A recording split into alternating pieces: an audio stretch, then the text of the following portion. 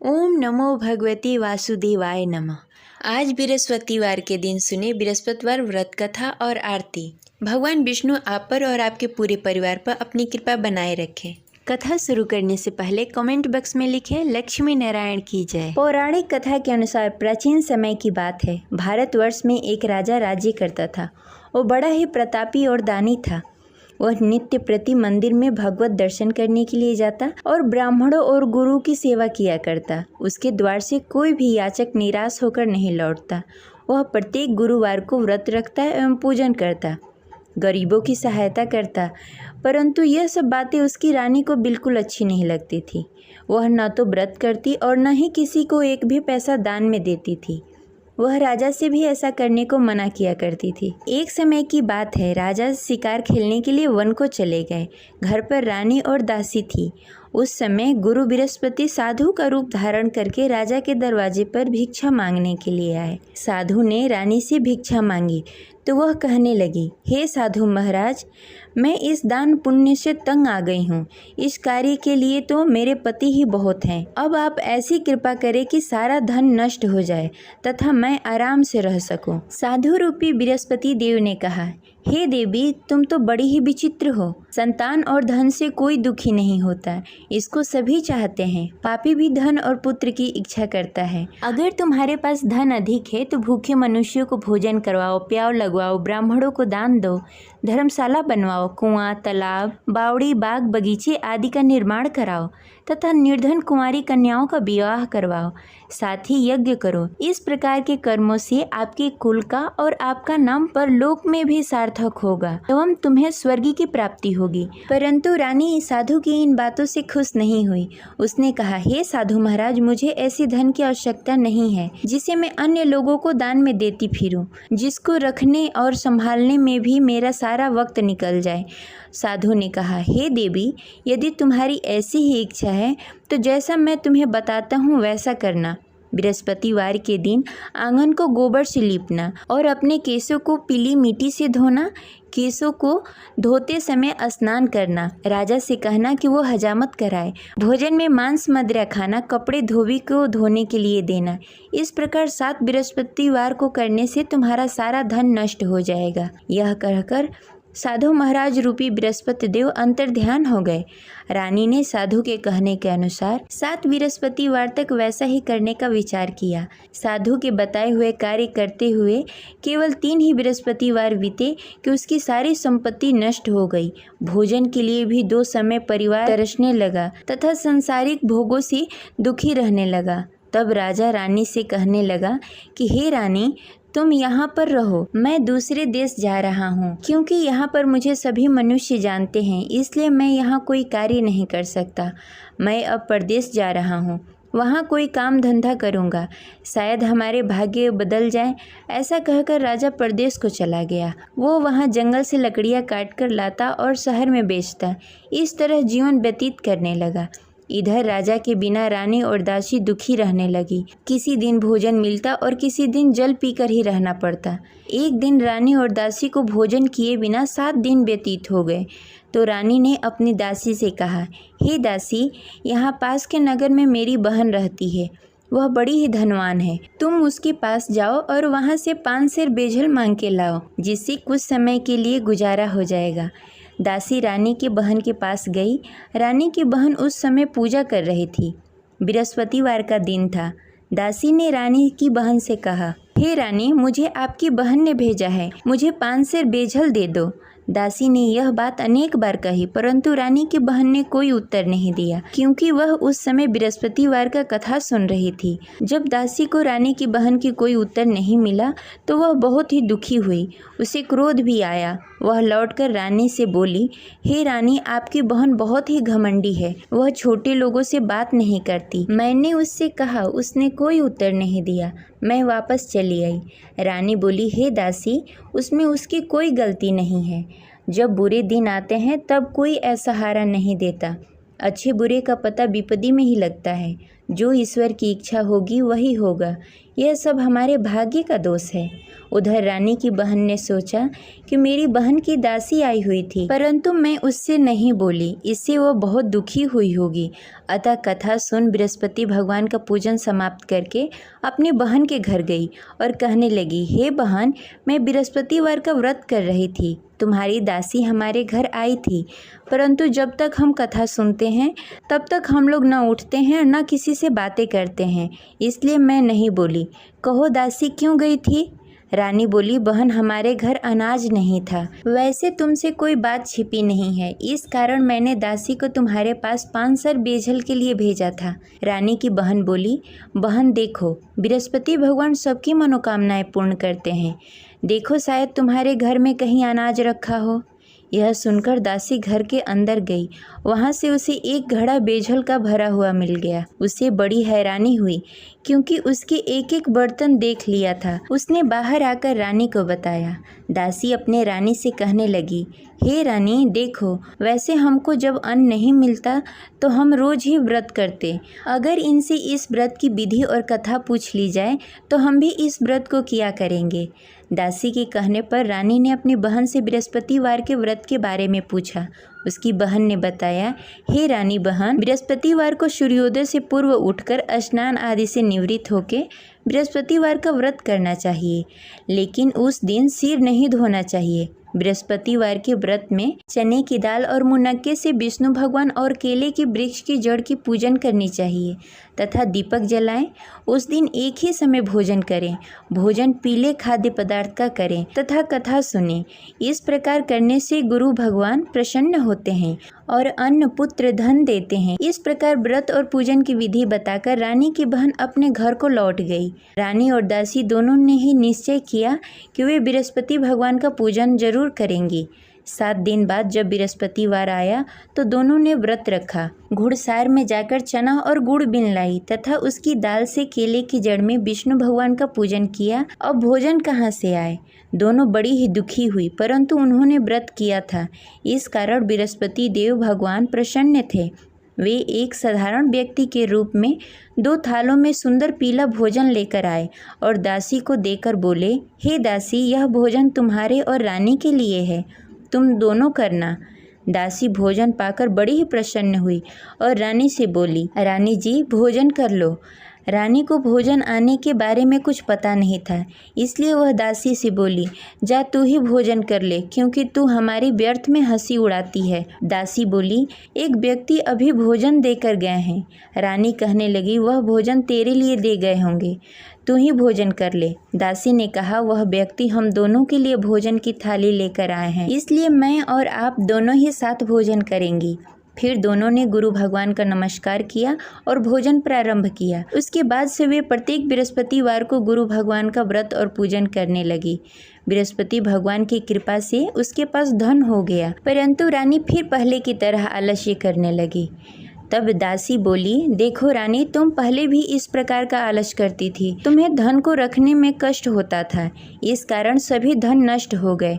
अब गुरु भगवान की कृपा से धन मिला है तो फिर तुम्हें आलस्य होता है। बड़ी मुसीबतों के बाद हमने यह धन पाया है, इसलिए हमें दान पुण्य करना चाहिए। तुम भूखे मनुष्यों को भोजन कराओ, प्याव लगवाओ, ब्राह्मणों को दान दो, कुआं, तालाब, बावड़ी आदि का निर्माण कराओ, मंदिर पाठशाला बनवाओ, दान दो, कुंवारी कन्याओं का विवाह करवाओ। धन को शुभ कार्यों में खर्च करो, जिससे तुम्हारे कुल और यश बढ़े तथा स्वर्ग की प्राप्ति हो और पितृ प्रसन्न हो। दासी की इन बातों को मानकर रानी ने इसी प्रकार का कार्य करना प्रारंभ कर दिया, जिससे उसका काफ़ी यश फैलने लगा। एक दिन रानी और दासी आपस में विचार करने लगी, न जाने राजा किस दशा में होंगे, उनकी कोई खोज खबर नहीं है। गुरु भगवान से उन्होंने प्रार्थना की और भगवान ने रात्रि में राजा को स्वप्न में कहा, हे राजा, उठ, तेरी रानी तुझे याद करती है, अब अपने देश को लौट जा। राजा प्रातःकाल उठकर जंगल से लकड़ियाँ काटकर लाने के लिए जंगल की ओर चल पड़ा। जंगल में गुजरते हुए वह सोचने लगा, रानी की गलती से कितने दुख भोगने पड़े। राजपाट छोड़कर जंगल में आकर रहना पड़ा। जंगल में लकड़ियां काटकर उन्हें बेचकर गुजारा करना पड़ा। उसी समय उस जंगल में बृहस्पति देव साधु के रूप में प्रकट हुए और राजा से पूछने लगे, हे लकड़हारे, तू इस सुनसान जंगल में किस चिंता में बैठा है, मुझे बताओ। यह सुनकर राजा के नेत्रों में जल भर आया और साधु की वंदना कर बोला, हे प्रभु, आप सब कुछ जानते हैं। इतना कहकर राजा ने साधु को अपनी संपूर्ण कहानी सुनाई। महात्मा तो स्वभाव से ही दयालु होते हैं। वे राजा से बोले, हे राजा, तुम्हारी रानी ने बृहस्पति देव के प्रति अपराध किया था, जिसके कारण तुम्हारी यह दशा हुई। अब तुम किसी प्रकार की चिंता मत करो, भगवान तुम्हें पहले से भी अधिक धन देंगे। देखो, तुम्हारी पत्नी ने बृहस्पतिवार का व्रत करना प्रारंभ कर दिया है। अब तुम भी बृहस्पतिवार के दिन व्रत रखो। चने की दाल और गुड़ जल के लोटे में डालकर केले के पत्ते में विष्णु भगवान का पूजन करो। फिर कथा कहो या सुनो, भगवान तुम्हारी सब मनोकामनाएं पूर्ण करेंगे। साधु को प्रसन्न देखकर राजा बोला, हे प्रभु, मुझे लकड़ी बेचकर इतना पैसा भी नहीं बचता जिससे भोजन करने के उपरांत कुछ बचा सकूं। मैंने रात्रि में अपनी रानी को व्याकुल देखा। मेरे पास कोई साधन नहीं जिससे समाचार जान सकूं। फिर मैं बृहस्पतिवार की कौन सी कहानी कहूँ या सुनूं? मुझको तो कुछ भी मालूम नहीं है। साधु ने कहा, हे राजा, तुम किसी बात की चिंता मत करो। बृहस्पतिवार के दिन तुम रोजाना की तरह लकड़ियाँ लेकर शहर जाओ। तुम्हें रोज से दुगना धन प्राप्त होगा, जिससे तुम भली भांति भोजन कर लोगे तथा बृहस्पति देव की पूजा सामग्री भी लेकर आओगे। बृहस्पति देव की कथा इस प्रकार है। प्राचीन काल में एक बहुत ही निर्धन ब्राह्मण था। उसके घर में कोई संतान नहीं थी। वह नित्य प्रति पूजा पाठ करता, परंतु उसकी स्त्री बहुत ही मलिनता के साथ रहती। वह न स्नान करती, न ही किसी देवता का पूजन करती। प्रातःकाल उठते ही सर्वप्रथम भोजन करती, बाद में कोई अन्य कार्य करती। ब्राह्मण देवता बहुत ही दुखी रहते थे। पत्नी को बहुत समझाते, किंतु उसका कोई परिणाम नहीं निकलता। भगवान की अनुकंपा से एक समय ब्राह्मण की पत्नी गर्भवती हुई और 10वें महीने एक सुंदर कन्या को जन्म दिया। निर्धन ब्राह्मण कन्या के जन्म से बहुत दुखी हुआ। धीरे धीरे ब्राह्मण की कन्या बड़ी होने लगी। बचपन से ही उस कन्या की रुचि भगवान विष्णु की पूजा में थी। वह प्रातः उठती, स्नान ध्यान करती, उसके बाद भगवान विष्णु की पूजा करती और मंदिर में जाती। बृहस्पतिवार को व्रत करके विधि विधान पूर्वक पूजा पाठ करती। पूजा पाठ के बाद वह पढ़ने के लिए पाठशाला जाती। घर से चलते समय वह मुट्ठी भर जौ साथ में लेकर जाती और पाठशाला के रास्ते में थोड़ी थोड़ी जौ गिराते जाती। जब पाठशाला से लौटकर आती, जौ के दाने सोने में बदल जाते। लड़की सभी सोने के दाने बीन लाती। एक दिन जब वह सोने के दानों को साफ कर रही थी, तो उसकी माँ ने कहा, बेटी, सोने के दाने साफ करने के लिए सोने का सूप भी होना चाहिए। अगले दिन बृहस्पतिवार था। उसने भगवान बृहस्पति देव की पूजा करते हुए प्रार्थना की, हे भगवान, यदि मैंने आपका व्रत विधि विधान से किया हो तो मुझे सोने का सूप दे दो। भगवान बृहस्पति देव ने उसकी मनोकामना पूरी करने का वचन दिया। पाठशाला से लौटते समय उसने रास्ते में सोने का सूप पड़ा हुआ मिला।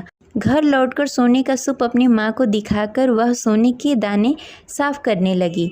उसी समय नगर का राजकुमार उसके घर के पास से गुजर रहा था। उस सुंदर लड़की को सोने के सूप में जौ साफ करते देख राजकुमार उस पर मोहित हो गया। राजकुमार ने अपने पिता से उस लड़की से विवाह करने की इच्छा प्रकट की।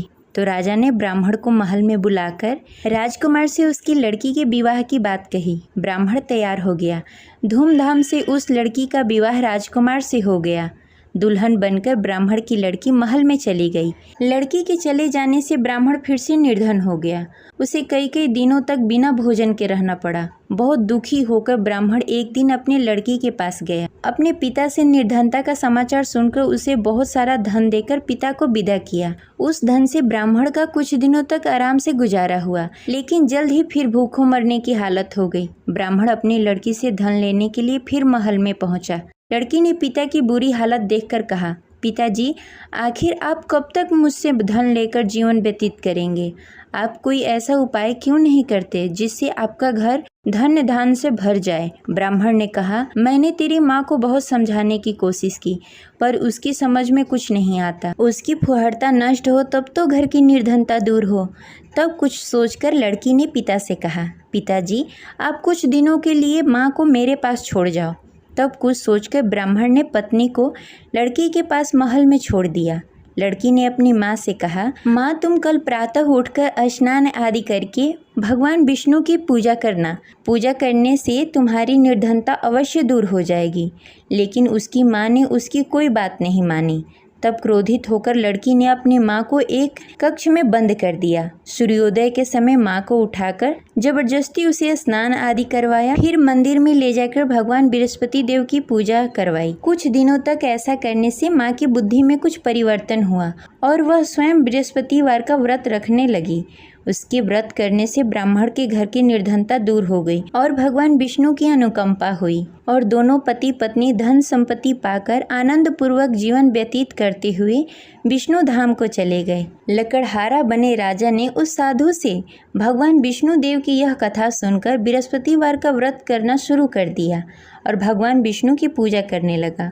उस दिन से उसकी सभी क्लेश दूर हो गए। लेकिन अगले बृहस्पतिवार को कामकाज में अधिक व्यस्त होने के कारण उसने भगवान बृहस्पति देव का व्रत नहीं किया।